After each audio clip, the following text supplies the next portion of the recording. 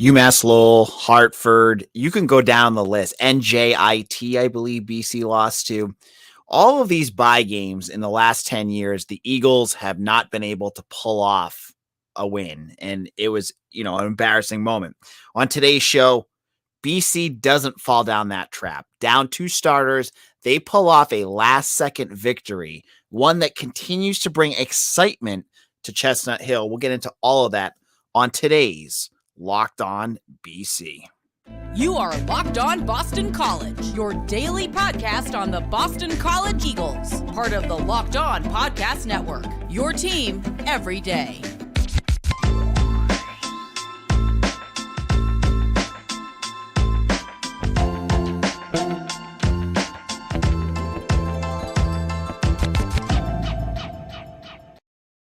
Locked On BC, this is AJ Black here, and thank you all for listening. Today's episode is brought to you by BetOnline. BetOnline has you covered this season with more props, odds, lines, and bets than ever before. BetOnline, where the game starts. So, heading into this game, it was an 8.5-point spread, and I was like, man, this seems really close for a BC team that was pretty high up in the Ken Palm ratings, and a Cornell team that I just didn't know much about. I think they were like 5th or Ivy League last year, but I don't discredit any team that you play that, against BC, because we've seen over and over. I just listed off like 5 bye games in the last 5 years that BC's lost. And I mean, you could go on and on and on. Albany, I forgot Albany last year, and it just happens every single year. So BC jumps out to this huge lead. You're looking at them and you're going, okay, BC's got control. I think they were up 16-4 at one point. Cornell's shooting miserably from the 3-point range. And then all of a sudden, Cornell's offense clicks. They're starting to hit 3 points left and right. And they go, BC kind of, their offense starts to go back a little bit. They're still hitting their shots. But Cornell is starting to really get it going. And BC has, I think, a 1-point lead going into the second half. And you get that feeling in your gut. And BC fans know exactly what I'm talking about here, where you're going, oh God, this is happening again. And I'm not going to tell the person's name who DM'd me. I get DMs all the time during games, but this certain person says, like midway through the second half, losing to Cornell at home, the entire athletic department is a mess, AJ. What the hell happened? But at first I was like, oh, come on, just relax for a second. The game's not over. But on the other hand, I get it. BC has had so many disappointing moments. And wouldn't it just be Boston College for the Eagles to go out after having all of this momentum? Even the announcers were talking about the ACC tournament last year, and then lay an egg in the first game of the season against Cornell. Lose that bye game, have John Rothstein tweet the epitome of brutality or whatever the hell he always tweets. And it just felt like that. As the lead for Cornell, they're starting to hit shots. BC's turning the ball over. They're looking sloppy. They can't get anything going on offense. The lead, I think, going up to 6 points at one point for Cornell halfway through the second half. And you're thinking to yourself, this is bad. This is getting bad. And credit to the Eagles, because they didn't give up. They, both teams, Cornell, credit to them too, because they both teams had their opportunities. And it looked like at one point, I think it was with 40 seconds left, the BC, I think his name was Ragland or something on Cornell, goes out and shoots a terrible looking 3-pointer. They easily rebound it for BC. They're up by 3. And it looks like they're going to get foul shots and hopefully put the game on ice. And then Bickerstaff gets tripped out of bounds. He looks like he throws it off, but it kind of just lands back in his lap. He throws it off the guy, but it also lands in his lap as he's out of bounds. Ball goes back to Cornell. We know how that story is going to end. Cornell hits the 3-pointer. They tie it up. BC gets the ball back with 27 seconds, I believe it was, left. And they go down the court, and Mitch Wolf texts me. He goes, AJ, you know what's going to happen, right? BC's going to hit like a free throw, a layup, and then Cornell's going to hit an insane 3-pointer to win it. And I thought that was going to happen. I still, even after the shot that we're going to talk about in a second happens, I still thought that was going to happen. They get a nice pass in down to Prince Aligbe, and the dude hits a shot with 0.9 seconds left. and the place goes nuts. Conti Forum, myself included, have called it Conti Morgue for years because it has no energy. And it had energy tonight. For the first time in a long time, other than those Duke games, it felt like Conti Forum had a good crowd.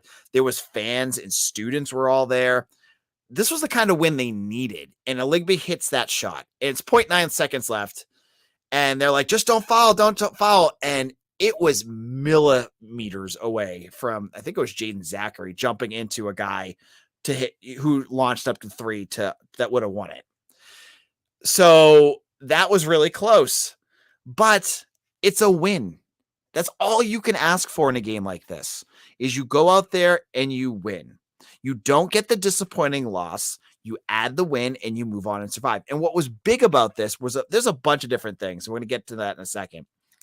There was a bunch of different reasons why this win was so important, but we'll get into those in just a moment. The fact that they rode the wave of the ups and downs of these teams, because look at Florida State. They just lost to Stetson, I think it was, in basketball. So they lost. There's other teams that they lose these bye games, and it really can ruin a season. So you got to go out there and win them. And that's exactly what BC did. And it was a great outing by, Prince Aligbe led BC with 16 points in this game. He had 16 points and 9 rebounds. Now, how is that for a first outing as a true freshman? As they said on the broadcast, like a lot of 4-stars, you see him come in, you're going, why is this guy getting the rankings that he does? And you don't get to see what it was that garnered that kind of ranking. Aligbe in game 1 goes out there and he knocks that down. He showed you, right? He started off so jittery. He looked like a true freshman the first 6 or 7 minutes. He had opportunity after opportunity and he just couldn't get the ball to fall. And he made some turnovers. I think he had 4 turnovers on the game, but he stuck with it. And he got better as the game goes on. And listening to him talk after that game, he didn't sound like a freshman at all. He sounded like a guy that's been part of Earl Grant's program for years. And that's exciting because this kid goes out and wins you a game in game number 1. What else is he going to bring? What else is he going to bring? And we'll talk about this in a second. When DeMar Langford comes back and Quentin Post comes back and you have your full arsenal of weapons because BC was down 2 of their starters. That's exciting. Okay. In a moment, I'm going to talk about all the takeaways from this game. I'm going to give you everything that you need to know about why this game was important, maybe why there's some concerns here, but what were the big takeaways from BC's big win over Cornell? Now, Nissan is our partner here, and this week's thrilling moment in college football is brought to you by Nissan. The Nissan's designs bring you the new lineup from Nissan and are intended to empower drivers and vehicles incapable as the drivers themselves. When I think of the unbelievabilities on the field for this week's thrilling moment, it has to be the play of Zay Flowers and Emmett Moorhead and Joseph Griffin II last weekend. While the defense couldn't stop a nosebleed, the offense showed up.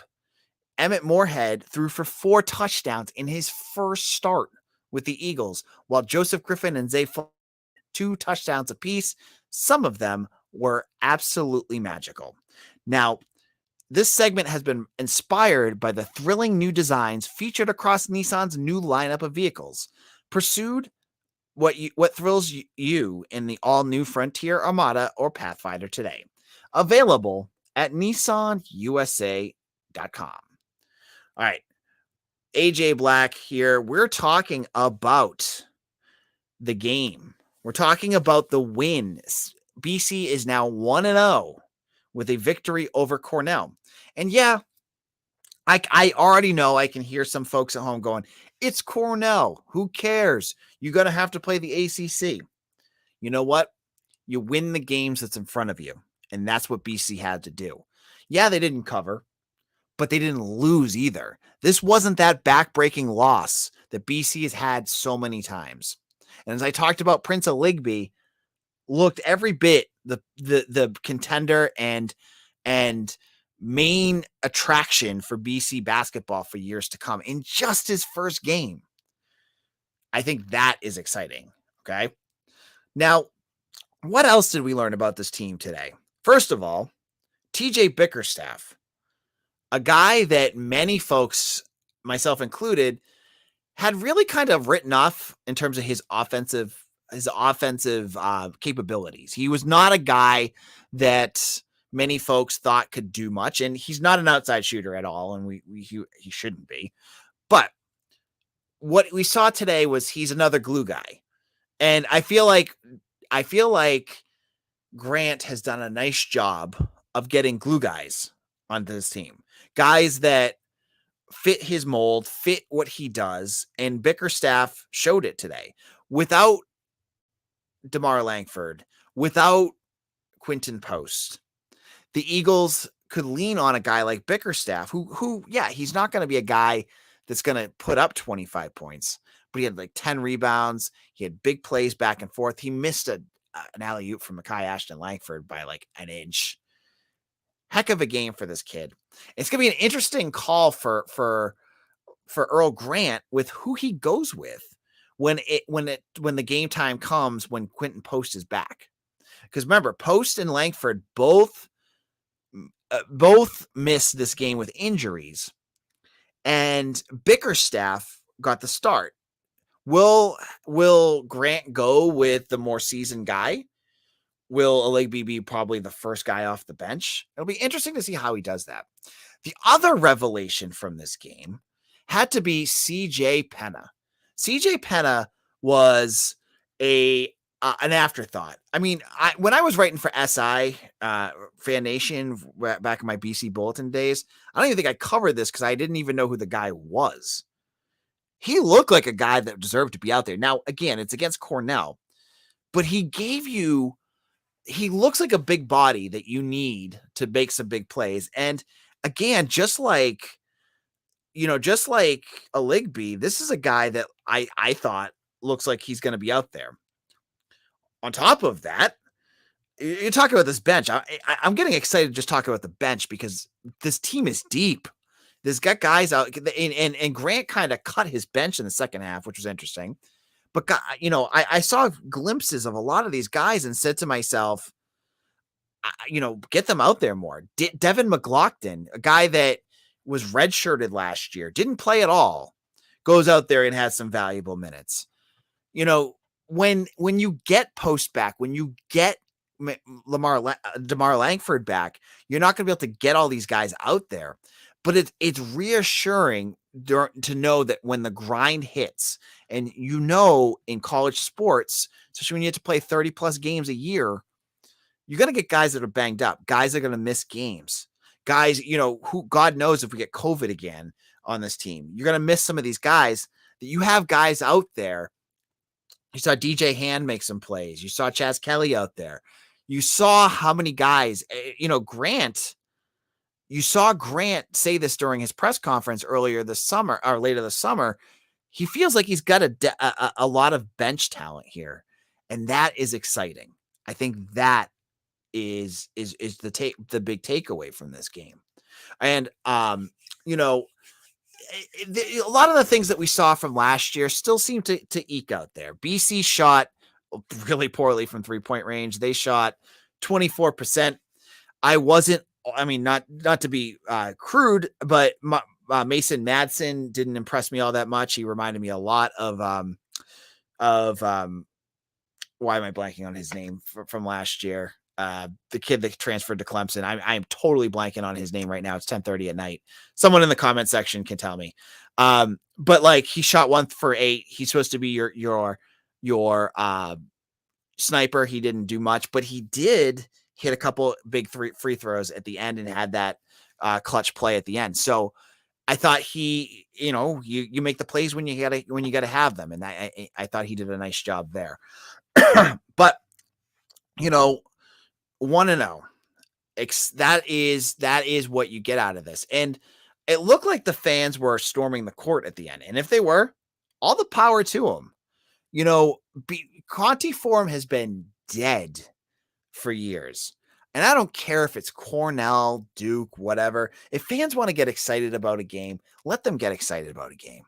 Because you know what? When you see the fans get excited like that, the students are going to see that and go, oh, I got season tickets. I never use them. I'm going to go to this game. Then you get more and more of that. You saw Prince Aligbe through that whole second half trying to get the fans into it. Jaden Zachary was doing it too. They want the fans there. They want the fans to get into this. Okay.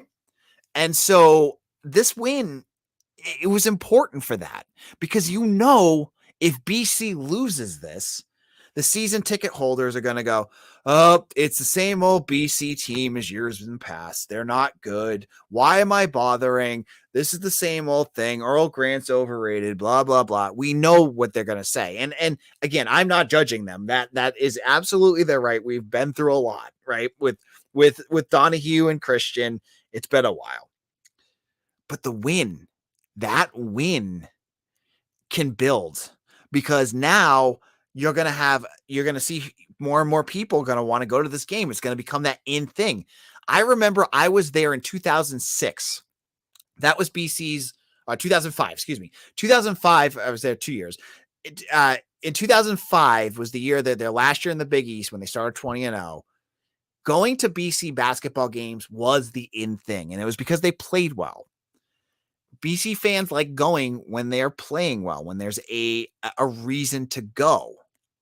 And I think this win is just a nice indicator that they're going to go in the right direction. And the best part of this whole thing too, you didn't have to rush Quentin Post back.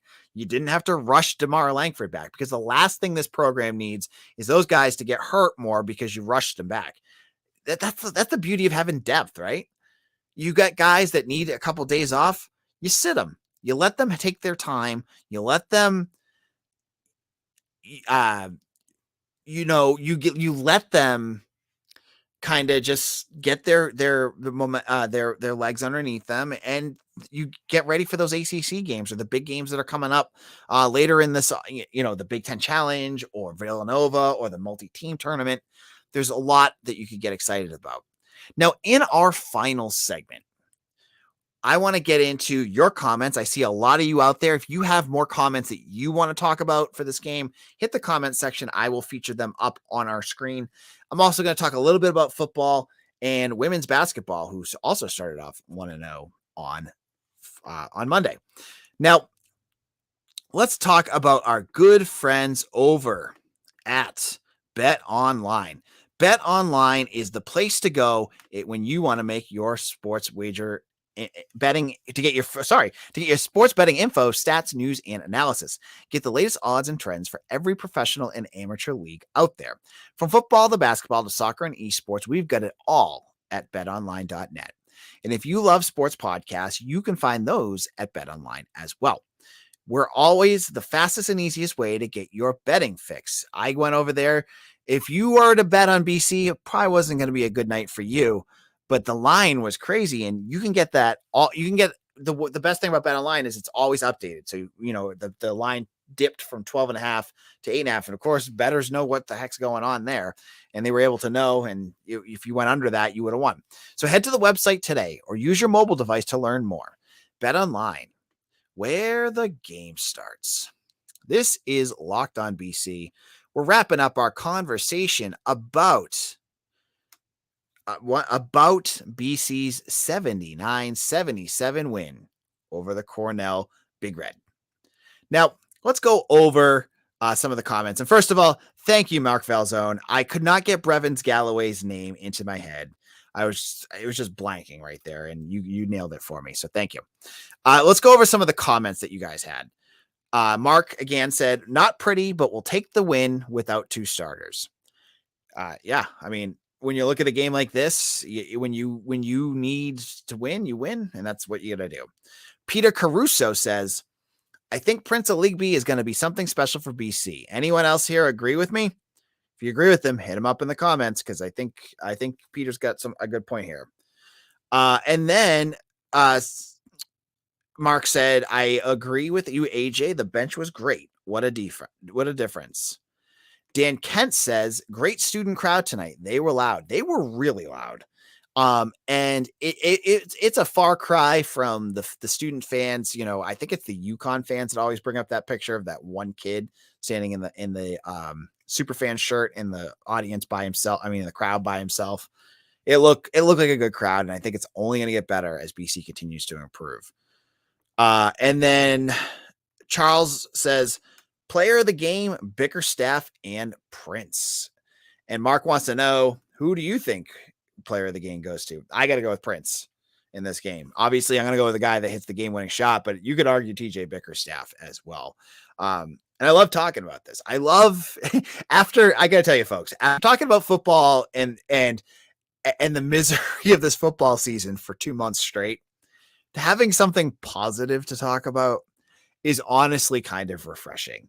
And I appreciate all of you. And if you have any other thoughts, put them in the comment section, because I'm not done talking about how this is going. Now, if you're listening to this and you haven't done so already, I have another favor to ask you. If you want to support this podcast, if you want to get BC news sent directly to you, and I'm going to be doing these a lot during the basketball season, hit the subscribe button right now to become a Locked On. It's completely free. It costs nothing, and you're going to get just BC news and more videos sent directly to your YouTube feed. I promise you I won't spam you or do anything crazy. Just do that. We are up to 600 subscribers on YouTube. I made a goal back in August that we'd get to 600 by the start of the basketball season. We hit it this morning. So thank you to each and every one of you that have subscribed to our YouTube page. And if you haven't done so already, I'd love to get that other 400 real soon so that we can really beef up this podcast. Now, for basketball, women's basketball also won on they won on Monday as well. They beat UMass Lowell, and they beat them pretty handily, which is great. It's Joanna McNamee's first game of the year. She's 5-0 in her season openers, and Tina Mayer, and I'm going to mess her name up, set a single game freshman assist records for 13, and Dontavia Wagner scored 17 points. They won 81-53. Jojo Lacey had 16 points, and Maria Gekdang had 13 points, 8 rebounds, 3 block shots, and 2 steals. So great game for the women to start off their season. Basketball teams are 2-0. Can't complain about that. So we'll have to see how they do moving forward from there. Now, let's get into the football team. It's a little bit of football talk here. I know many of you don't want to talk about it. Believe me, I'm right there with you. So I wanted to, BC football is playing NC State this weekend. It's a 3:30 start. It's a 17-point spread, which is crazy given the fact that they don't have Devin Lee. But NC State has now got a quarterback, MJ Morris, I believe his name is, who looks every bit the nightmare that's going to probably torch BC's defense. So that's a little scary going into that game. There's no other real football news. We talked about it yesterday, but Hafley is still sticking with Dracovic if he's healthy. And I don't agree with that, but I'm not the coach. That's kind of his call, but I really hope that they go with Emmett Moorhead. I don't know what the injury status is because practices are closed. We'll have to hear tomorrow kind of if he gives us anything, because he's usually pretty, as I joke about on this podcast, he's pretty guarded with the news about injuries on that team. But we're going to wrap things up. It's 11 o'clock. I have got other things I got to get done before I can go to sleep. I got my day job in the morning. Thank you all for listening. Again, hit that subscribe button. We'll be back again tomorrow. We're going to start kicking off more talk about NC State. I'm going to probably be joined by Kenton Gibbs of Locked On NC State. He's a former NC State defensive lineman. I love talking. I've been on a show with him a lot, so you're going to want to hear that. We're a good yin and yang in terms of our talking. If you guys want to see me get held accountable for some of my crazy takes, well, you're going to want to hear Kenton's talks with that. So thank you all for listening, and we'll see you again soon. Take care, everyone.